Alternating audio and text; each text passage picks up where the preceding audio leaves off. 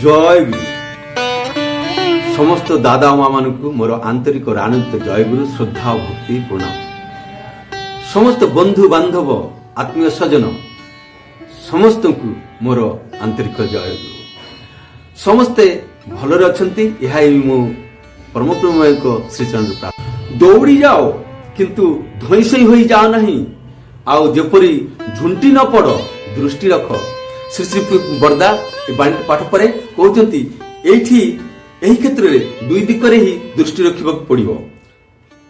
ନଳିତା କହୁଛନ୍ତି ଅନେକ ସମୟରେ ଠାକୁର ଡାକିଲେ ଦୌଡ଼ି ଆସିବାକୁ ହୁଏ ଏବଂ ଆମେ ସେତେବେଳେ ଧଇଁସଇ ଯାଉ। ଶ୍ରୀ ଶ୍ରୀ ବରଦା କହୁଛନ୍ତି ବଡ ବଡ ଖେଳାଳି କିମ୍ବା ସୁଇମର ଯେଉଁମାନେ ପହଁରନ୍ତି ଏମାନଙ୍କର ପଲ୍ସ ରେଟ୍ କମ୍। ଶୁଣାଯାଏ ନେପୋଲିୟନର ପଲ୍ସ ରେଟ୍ ଥିଲା 50। ଅଜିତ ଗାଙ୍ଗୁଲି ଏମାନଙ୍କର ବି ଭଲ, ଏମାନେ ମଧ୍ୟ ବଲ୍ ଖେଳୁଥିଲେ, ଫୁଟବଲ ଖେଳୁଥିଲେ, ତେଣୁ ସହଜରେ ଧଇଁସଇ ଯାଆନ୍ତି। ଥରେ ଶିଲଂ ପାହାଡରେ 250 ଫୁଟ ଉଚ୍ଚତାରେ ଉଠିବା ଓହ୍ଲାଇବା କରୁ କରୁ ମୁଁ ଧଇଁସଇ ଗଲି, କିନ୍ତୁ ଅଜିତ କିନ୍ତୁ ଧଇଁସଇଲା ନାହିଁ। କାହାର କାହାର ଜନ୍ମରୁ ହିଁ ଦମ ବହୁତ ବେଶୀ ଥାଏ, କାହାର କାହାର କଣ୍ଠସ୍ୱର ବହୁତ ଆୱାଜ ଥାଏ। କାର୍ଯ୍ୟ କରିବାକୁ ଯାଇ ଧଇଁସଇ ଯଦି ନ ଯାଅ, ଯଦି ଧଇଁସଇ ହେବାକୁ ନ ପଡେ ତେବେ ଝୁଣ୍ଟି ପଡିବାର ସମ୍ଭାବନା ଥାଏ ନାହିଁ, କାରଣ ଶରୀରର ବ୍ୟାଲେନ୍ସ ରହେ, ଶରୀରରେ ବ୍ୟାଲେନ୍ସ ଥାଏ, ଆଉ ଦମ ମଧ୍ୟ ବେଶୀ ଥାଏ, ଧଇଁସଇ ଯାଏ ନାହିଁ। ଏହି କଥାଟିରେ କଣ ବୁଝା ପଡୁଛି ନା, ଯଦି ଯାହାର ଦମ ବେଶୀ ଥାଏ, ପଲ୍ସ ରେଟ୍ କମ୍ ଥାଏ, ଅର୍ଥାତ୍ ଯୋଉମାନଙ୍କର ଷ୍ଟେମିନା ବେଶୀ ଥାଏ, ଯୋଉମାନେ ଯେତେ ଦୌଡ଼ିଲେ ମଧ୍ୟ ଶୀଘ୍ର ଧଇଁସଇ ପଡନ୍ତି ନାହିଁ, ସେମାନଙ୍କର ଦମ ବେଶୀ ଥାଏ ଏବଂ ସେମାନେ ନିଜର ଶରୀରଟାକୁ ବ୍ୟାଲେନ୍ସ ରଖିବେ, ଶରୀରର ବ୍ୟାଲେନ୍ସ ମଧ୍ୟ ରଖିପାରନ୍ତି, ତେଣୁ ସେମାନେ ଝୁଣ୍ଟି ହୋଇ ପଡନ୍ତି ନାହିଁ। ଶ୍ରୀ ଶ୍ରୀ ପିତୃଦେବ ଏହି କଥାଟା କହିଲା ପରେ ସତୀଶଦା ପଚାରୁଛନ୍ତି ଶୀଘ୍ର ଶୀଘ୍ର କାର୍ଯ୍ୟ କରିବାକୁ ଯାଇ ଆମ୍ଭେମାନେ ଅନେକ ସମୟରେ ସେ କାର୍ଯ୍ୟଟା ପଣ୍ଡ ହେଇଯାଏ, ନଷ୍ଟ ହେଇଯାଏ। ଶ୍ରୀ ଶ୍ରୀ ବରଦା କହୁଛନ୍ତି ଶରୀର ମନର ସଙ୍ଗତି ରଖି, ଶରୀର ମନର ସଙ୍ଗତିକୁ ବଜାୟ ରଖି ସୁଷ୍ଠୁ ଭାବରେ କାର୍ଯ୍ୟଟି ସମ୍ପୂର୍ଣ୍ଣ କରିବା ହିଁ ହେଉଛି ବଡ଼ କଥା। ଏହି କଥାଟାର ଅର୍ଥ କଣ? ଶରୀର ମନର ସଙ୍ଗତି, ଶରୀର ମନ ଏକ ଦିଗରେ ଯିବ ଯେତେବେଳେ, ମାନେ ଫୁଲ କନସେନ୍ଟ୍ରେସନ, କାର୍ଯ୍ୟ ପ୍ରତି ଫୁଲ କନସେନ୍ଟ୍ରେଟ ହେବା କଥାଟାକୁ ବୁଝାଉଛନ୍ତି। ହେଲେ ସୁଷ୍ଠୁ ଭାବରେ କାର୍ଯ୍ୟଟି ସମ୍ପୂର୍ଣ୍ଣ କରି ହୁଏ।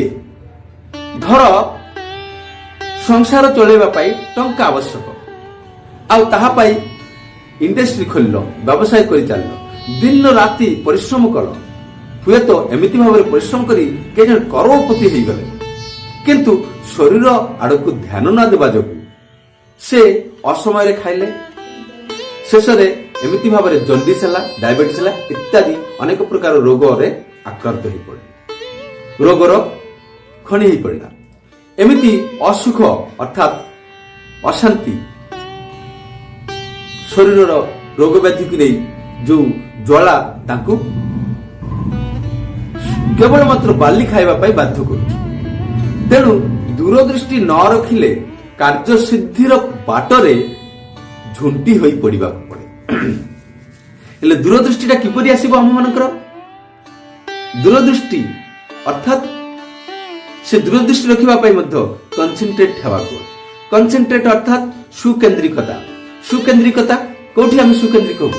ଇଷ୍ଟଙ୍କୁ ଧରିବୁ, ଇଷ୍ଟଙ୍କୁ କେନ୍ଦ୍ର କରିକି ଯେତେବେଳେ ଚାଲିବୁ, ଅର୍ଥାତ୍ ଯଜନ ଯାଜନ ଇଷ୍ଟବୃତ୍ତି ସ୍ୱସ୍ତିନି ସଦାଚାର, ଏହି ପଞ୍ଚନୀତି, ଏହା ଭିତରେ ଅଛି ଜୀବନର ସବୁ କିଛି, ଗୀତାର ସାର କଥା, ଧର୍ମର ମୂଳ କଥା, ନାମ ଧ୍ୟାନ ପରାୟଣ, ନାମ ଧ୍ୟାନ ପ୍ରାର୍ଥନା ଏବଂ ତାଙ୍କର ନିର୍ଦ୍ଦେଶାବଳୀକୁ ମନେ ରଖିକି ସେଇଭଳି ଭାବରେ ଚଳିବା, ଏଇଟା ହେଉଛି ଯଜନ ଯାଜନ ଇଷ୍ଟବୃତ୍ତି। ତାଙ୍କୁ ଭରଣ ପୋଷଣ କରି ଚାଲିବା, ଅର୍ଥାତ୍ ତାଙ୍କର ପୂରଣକରଣ, ଅର୍ଥାତ୍ ଯାହା କଲେ ସେ ଖୁସି ହେଉଛନ୍ତି, ଯାହା କଲେ ସେ ପୁଷ୍ଟ ହେଉଛନ୍ତି, ସେ ଆନନ୍ଦରେ ରହୁଛନ୍ତି। କିଏ?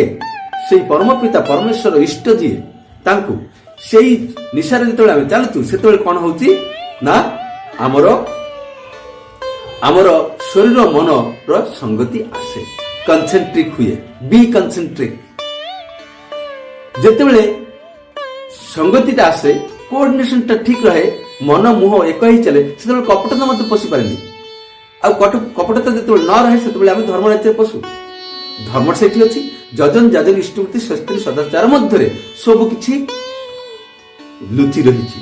ତ ଏହାକୁ ଯେତେବେଳେ ଆମେ ସ୍ମରଣ ରଖି ଧ୍ୟାନରେ ରଖି ଚଳିବୁ, ସେତେବେଳେ ସବୁ କାର୍ଯ୍ୟ ସୁସମ୍ପନ୍ନ ହବ, ସୁଷ୍ଠୁ ଭାବରେ ହବ। ଆଉ ସେତେବେଳେ କଣ ହବ, ଶରୀର ଓ ମନ ଦୁଇଟା ବାଲାନ୍ସ ୱେରେ ଚାଲିବ। ସେତେବେଳେ କାମ କରୁ କରୁ ଶରୀର ନଷ୍ଟ ହବ ନାହିଁ, ଆଉ ଆମକୁ କାର୍ଯ୍ୟସିଦ୍ଧିର ପଥରେ ବାଧା ଆସିବ ନାହିଁ, ଝୁଣ୍ଟି ପଡିବାକୁ ପଡିବନି। ଠିକ ଅଛି।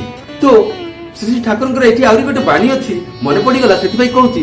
ବାଣୀଟି ହଉଛି, ଶରୀରକୁ ଭୁଲି କାମର ନିଶାରେ ଯେତେ ଚାଲିବ ସେତେ ଶରୀରଟି ସହନପଟୁ ଓ ସୁନ୍ଦର ସ୍ୱାସ୍ଥ୍ୟ ରହିବ। ଏମିତି କଥାଟି ଅଛି। ତ ଏହାର ଅର୍ଥ କଣ? ଏଇ କଥାଟି ଆଉ ଶ୍ରୀ ବର୍ଦା ଯୋଉ କହିଲେ, ଏଇ କଥାଟି ମଧ୍ୟରେ କଣ ଟିକେ ବିରୋଧ ଭାବ ଲାଗୁଛି କି?